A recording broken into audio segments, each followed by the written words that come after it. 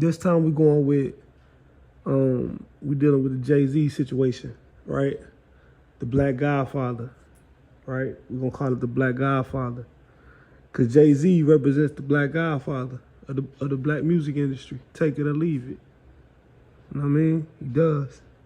And the film reference that we're gonna use is obviously The Godfather. You know what I'm saying? The classic Godfather, the first one. Vito Corleone, street guy from Italy, comes to New York and then rises in the crime family, in the mafia, and becomes the leader of the Corleone family, right? So what's interesting about this character is that even though he's a street guy, he's very, very respected, and he respects others also, right? But you know that, like, you know he's powerful. You know that he put in work. He put in work to get to where he's at, right? So now he no longer has to put in work, right? He just calls shots, right? So that's Vito Corleone. And in the film, right, it's very interesting that you see a lot of the Italian actors, Italian artists that are being squeezed by their industries or whatever. They can always go to Vito Corleone at the mansion, at the Corleone mansion, go to his office, kiss the ring, and ask the Godfather for help. Get me out this situation. Help me out. I'm being squeezed by the higher ups. You know what I'm saying? And Vito Corleone and a proud Italian backs his people, right? Every time. And that's how I see Jay-Z, right? I see Jay-Z as that type of Vito Corleone type character as far as in the black music industry, right?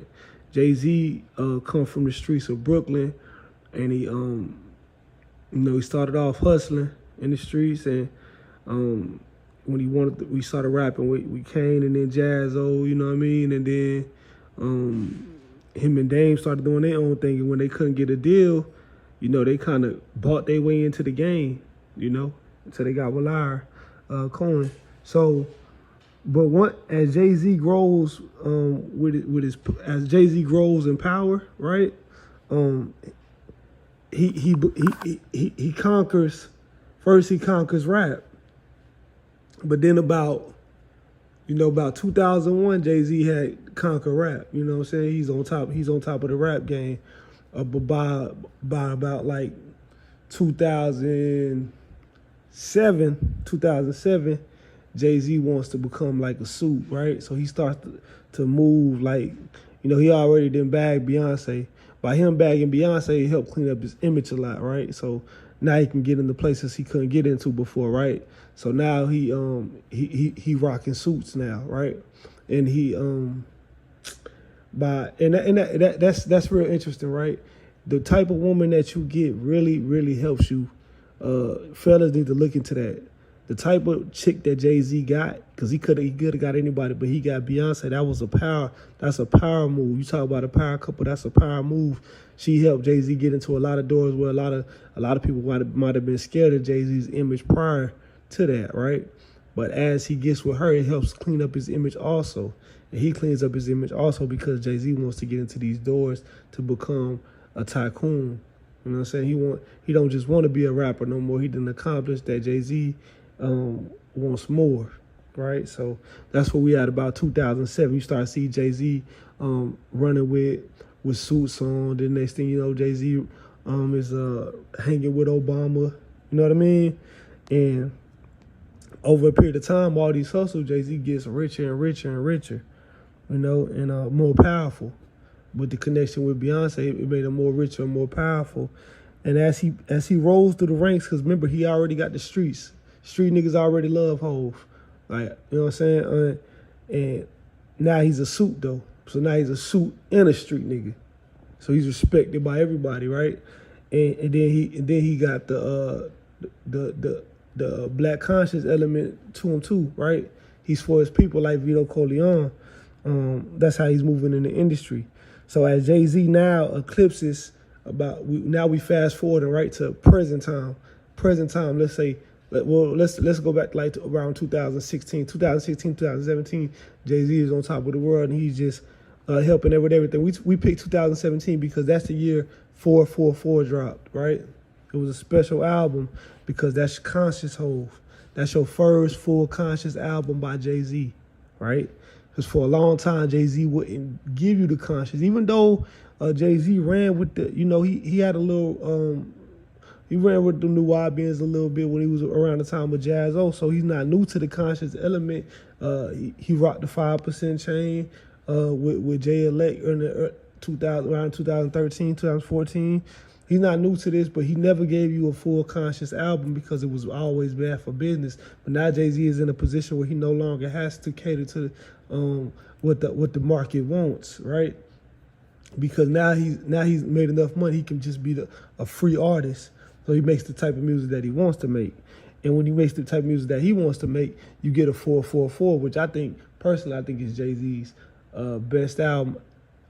For me, it's right next to Reasonable Doubt. I mean, right, it's over Reasonable Doubt. To me, it's over Reasonable Doubt. I know that's an unpopular opinion, but it's right next to Blueprint. And then it's right above Reasonable Doubt to me. But Reasonable Doubt got some high highs, like extremely highs, right? So I don't know, it could change by the day. But anyway, not to get too off the point. But this 444 album was special, right? Because for one, it's a full conscious Jay-Z album, and it has no skips on it. But also on this album, Jay-Z, it's not really an album. It's a blueprint. It's a guide. It's an economic guide for Black Americans to gain wealth from a billionaire for $10. Think about that, yo. $10 and you getting information on economics from a fucking billionaire. And it's a street nigga billionaire that then became a suit. And he giving it to you in rhyme format. He talks about everything. He talked about the family, the legacy, leaving behind a will, starting businesses, how the people at the top, you know what I mean? How those people got what they got, right? And this is a powerful album, and it went over a lot of niggas' heads, right?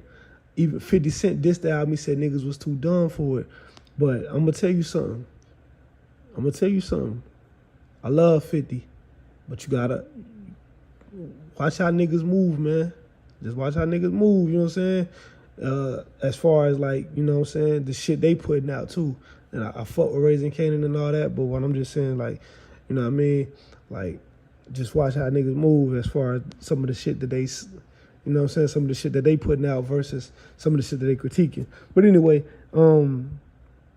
so with this album, you have to look at it as an economic guide, which it is. You know, family is important. And this album also has a Vito Corleone references all through it, right? Legacy, that's the key. Nobody wins when the family feuds. We all school because we never had the tools. You know, and he say, I watched Godfather, I missed that whole shit. You know what I mean? So this album is very influenced by the Godfather, and I remember Jay-Z is the Black Vito Corleone in the music industry, right? But this album lands Jay-Z in some hot water with the with a line that he said, and let's go to that line that he said. The line that he said is, you want to know what's more important than throwing away money at a strip club? Credit. You ever wonder why people all fill in the blank, people own all the property in America? This is how they did it. You know what I'm saying? That got him in some trouble. But he put that on the line to give it to you. You know what I mean? And niggas slept on that album. To me, niggas slept on that album. That album don't get the praise it should have got, but we know how niggas do conscious albums. But yeah, that was a guy, right? And he gave you that for $10. Now let's look into Meek Mills, right? Remember when Meek Mills caught the case, and the system had him, you know, because he had a situation. I can't remember the exact situation. I had to look into it, but he had a situation, and he was in need of assistance. In 2017, Jay-Z come out and help him, right?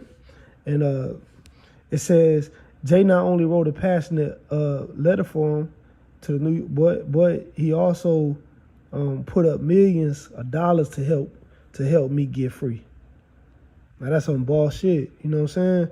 Now let's fast forward to this. 21 Savage also offends those people, fill in the blank, you know what I mean?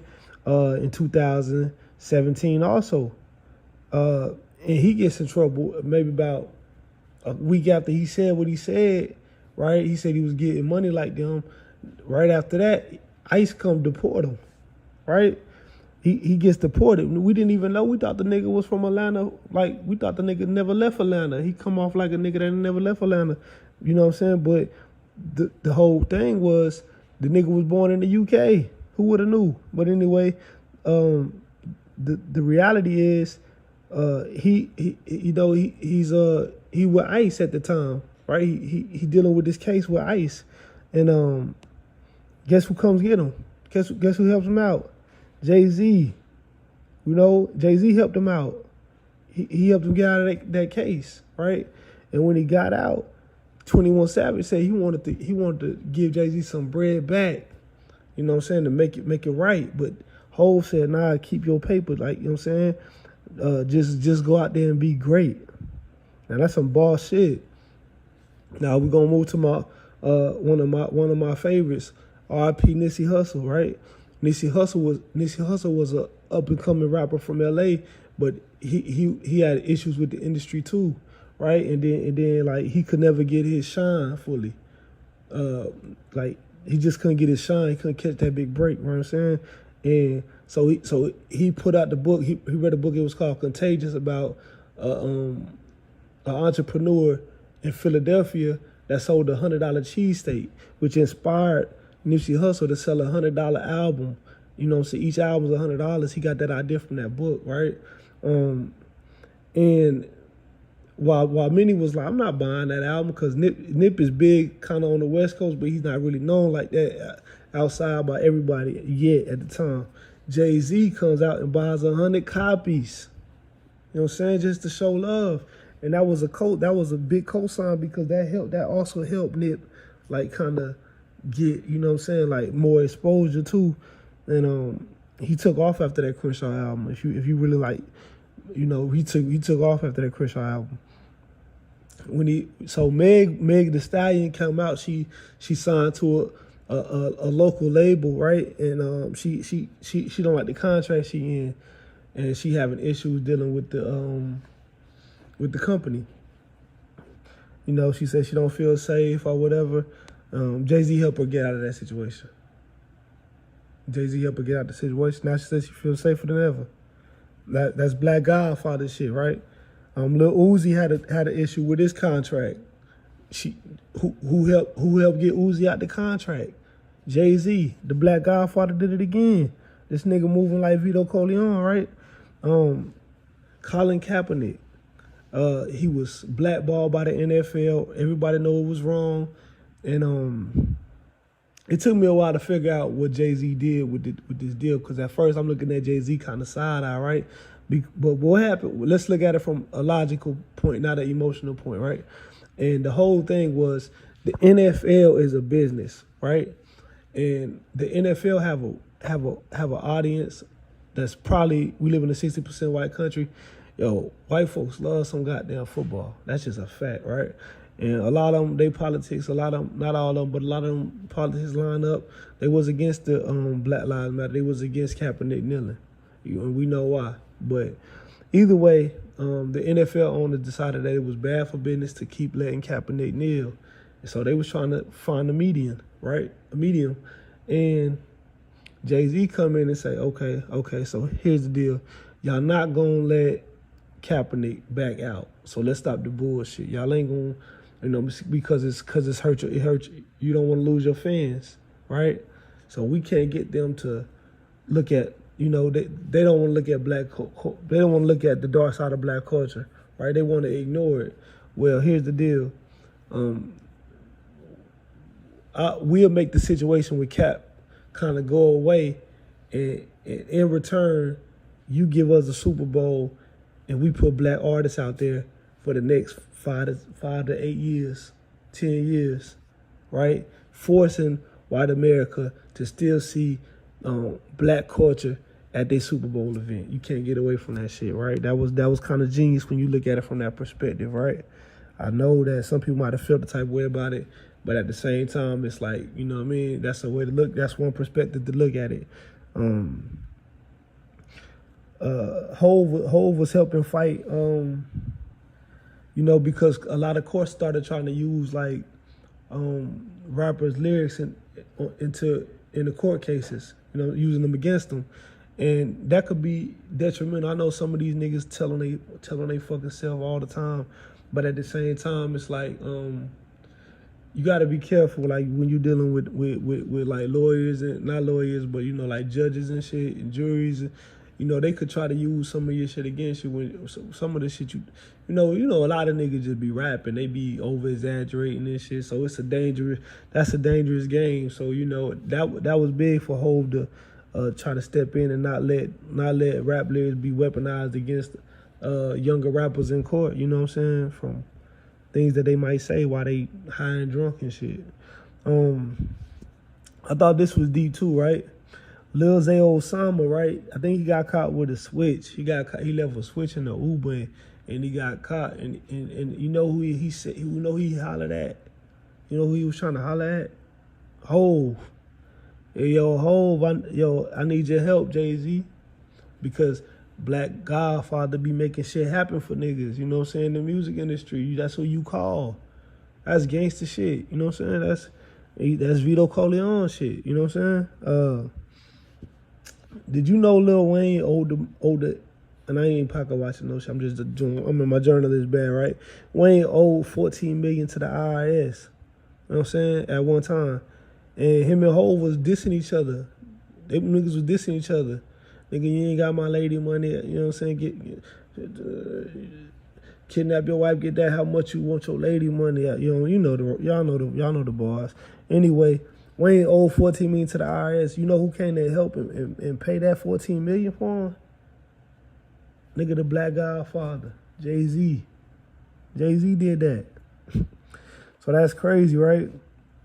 So when you look at Jay-Z, you got this street guy from the projects in Brooklyn, Marcy Projects, that then rose all the way to the top, right? And now, now he running with presidents. He locked in with presidents. I mean, could you write a better story? About a month ago, Jay-Z also donated. He launched a financial program to help HBCUs, right?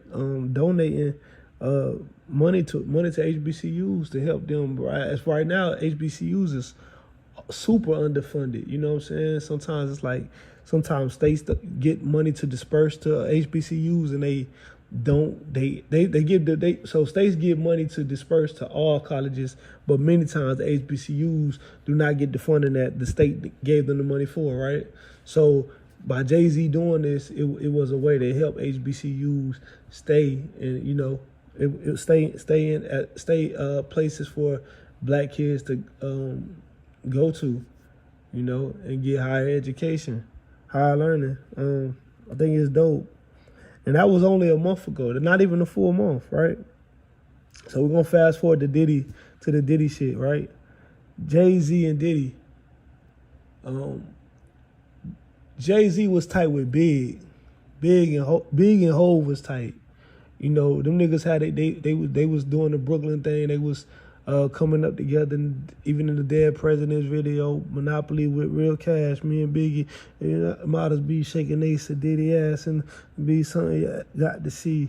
All shades and stones, being broke is childish and I'm quite grown. Run up in the club with the ice on, me and Tice on. Then I'm gone. You class a song, screaming the fight song. I'm in the 1600 seats, watching Tice on. Same night, same fight, but one of us cats ain't right. I let you tell it. You know what I'm saying? Yeah. Man. So you know, like him and Big was doing their thing. Them niggas was, you know, they was putting it on for the big Willie niggas, you know, flossy, shiny niggas. And when Big passed, you know, him and Diddy, Jay-Z and Diddy remained kind of tight. They remained cool, you know, because I think Hov was writing. Hov did a little bit of writing on the No Way Out project that Diddy ended up putting out after Big passed. You know what I'm saying? So they always remained cool, but I wouldn't say they was like the best of friends. You know what I'm saying? Not that I would have, just from the, you know, me being looking at it from when I was growing up, I wouldn't say they was like the super tight, but you know, whatever. So as time go, you know, Diddy blow up with the Diageo liquor company in the mid 2000s. He blow up with the Ciroc and Hov blowing up. They both doing a Black Godfather shit, right? But Diddy is a bachelor, and Diddy be on some other shit, right? Diddy into certain shit that Hov may not be into, right? I don't believe Hov into shit that Diddy into. I mean, I could be wrong, you know what I'm saying? But, like, I think we would have heard that by now. You know, everybody knew Diddy was into some other shit, you know what I'm saying? But we never really heard that about Hov. I know, like, when you look at things with new eyes, like, for example, like,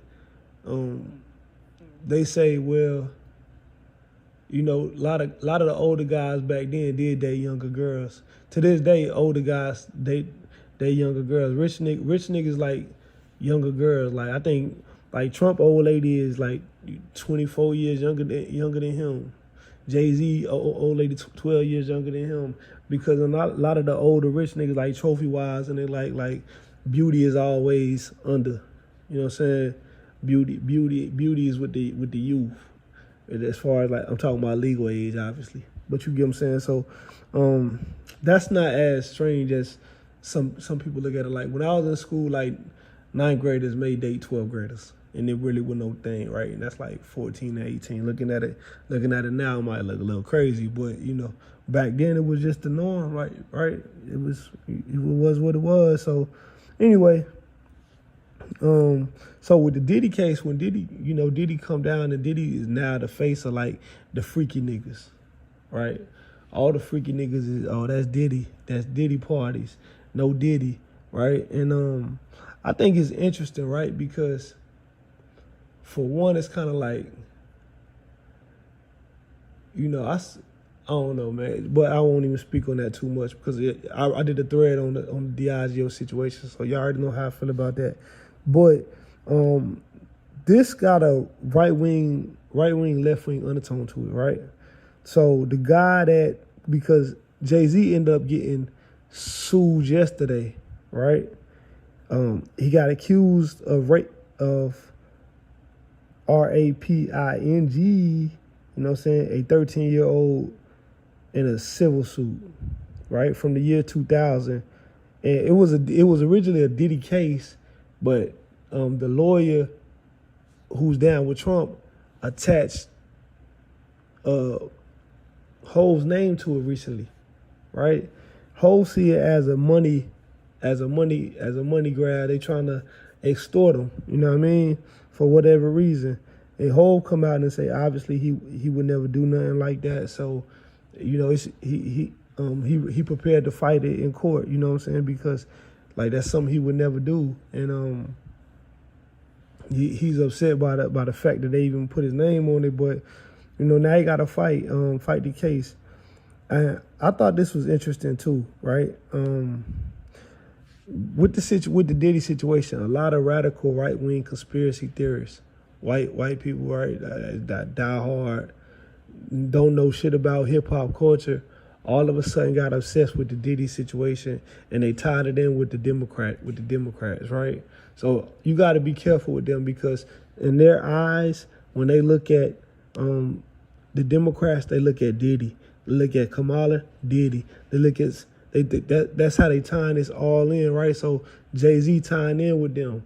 That's how in their eyes they tying Jay-Z in that with that shit too, off the rip of. They gotta. You may not, like, the average black nigga may not be running with that theme, But these average motherfuckers who just don't know shit about hip hop, can't name 10 Jay-Z songs, can't name fucking 2 Big songs, whatever. They running off of right wing, left wing shit, right? And they look at Jay-Z and they see, oh, that's left Democratic parties, Democratic sex parties, Diddy parties. That's how they looking at it automatically, right? With any of us. And you got to be careful with that, man, because the lawyer that's suing Hove and Diddy is his people is Trump. He rocked with Trump. You know what I'm saying? So he more than likely right-wing conspiracy theorist too. And that's maybe why Jay-Z said all you got is conspiracies. You know what I'm saying? Because he know that we dealing with conspiracy theorists. And a lot of these apps is like X is controlled by radical right-wing conspiracy theorists like Elon Musk. You know what I'm saying? And Jay-Z and Beyonce obviously lean more with the left. They tied in with Kamala. They tied in with the Clintons. They tied in with they tied in with Obama. As far as like, you know, they would rather lean more towards that way. So yeah, they demonizing Jay-Z just for his association with that party, you know, and they demonizing anybody who have the association with that party. And this group is radical. These are radical racists also too, because I'm gonna tell you why. The only reason I'm saying this is because of their actions. One, a lot of the things that they put in place, and then two, they overlook that Trump is literally on Epstein's flight log more than anybody else. Also, we had footage of Epstein saying out of his own mouth that him and Trump was the closest of best friends for like 10 years, right?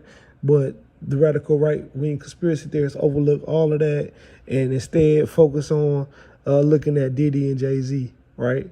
Motherfuckers that they don't really know shit about, but they overlooking everything. You never see Candace Owens, you never see Jason Whitlock, you never see none of these motherfuckers who got something to say about the rap culture ever speak on all the allegations that Trump have and motherfuckers that he put in his cabinet that also have allegations, right? Gates and others. So it's just kind of, you know, that's kind of murky because that's the undertone to that for a lot of people. But anyway, back to this Jay-Z Godfather situation. So right now, Jay-Z is fighting this case, you know. They trying to take down the Black Godfather of the music industry. You got to keep in mind, with Jay-Z gone, you can squeeze, black artists can get squeezed again without getting bailed out, right? Black artists can get terrible contracts without getting bailed out, you know. Black artists can get in any type of situations, like a ICE situation or whatever type of situation, a Meek Mill's type of situation with the system, and not have anyone put up millions. IRS situation, and somebody like the Black Godfather Jay-Z come give him millions of dollars to throw that away. You see what I'm saying? So it's a point to get Jay-Z out of the way. It's a motive to get Jay-Z out of the way. In this case, is, you know, we don't know whether it's true or not. Obviously, allegedly it happened in 2000, and the girl was 13, and she went to a MTV party, and her dad picked her up after the incident, and it's just a lot. It's a lot going on, and you know, we have to just let it play out, man. And I don't like, people shouldn't just because we hear things, we shouldn't necessarily write off people as guilty right away. This is America. In the American system, you are innocent until proven guilty, right? Right now, with the social media and the court of public opinion, everybody's guilty right away, and that's not how this system was designed. And it's scary for black people to do that, because at one time in America, especially in the South, you know, it was we had black people had unfair trials, right? If if a white woman, for example, said that a black man did this to her, he was guilty. He was guilty right away, right? And they would load up the jury with all white jurors, and you know it was a wrap. So we got to be careful with that, because just because somebody put an allegation on a black kid, on a black man, don't necessarily make it true. You know, that's what the system is for. That's why you go to court to fight. You know, but we don't do ourselves any justice by getting on these apps and tearing down black men or black women, you know, when it's not in stone yet, right? Let the case unfold and then make your decision. Don't make your decision based on the court of public opinion, right? A lot of these accounts are bots. If you see us on X, we dealing with right-wing radical bots. Sometimes you can click on the account and then you look, and then it's like, that motherfucker got like 4 followers. You know what I mean? And his whole thing is just causing chaos. That's an agent of chaos, right? Causing chaos, but also trying to shift narratives. They did it with Kamala, right? When Kamala was running for president, look at all the bots. Where the motherfuckers at now? Right after this shit was over, Elon got rid of them. So, just, man, you know, look at everything with a clear lens. Don't go into it you know, emotionally, and just play the game logically, and we just gonna we just gonna sit back and see what happens, you know. But yeah, Jay-Z is the Black Godfather of, he is the Vito Corleone of the black music industry, you know, and he been holding it down for a long time, and right now, you know, they trying to take Jay-Z out, you know, with the allegation. They trying to put him into the Diddy situation, and you know, we just have to see how it go. Of course, I would hate to see that it's true, you know, but if it's true, you know, lock him up, you know what I mean?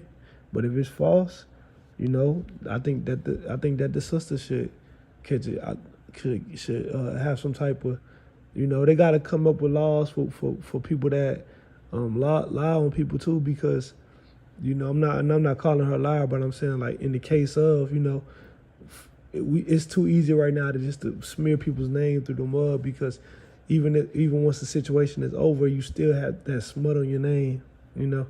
But anyway, I want to keep it short, man. I appreciate y'all listening, man. We're gonna keep building on this platform, kind of getting used to this, you know what I'm saying?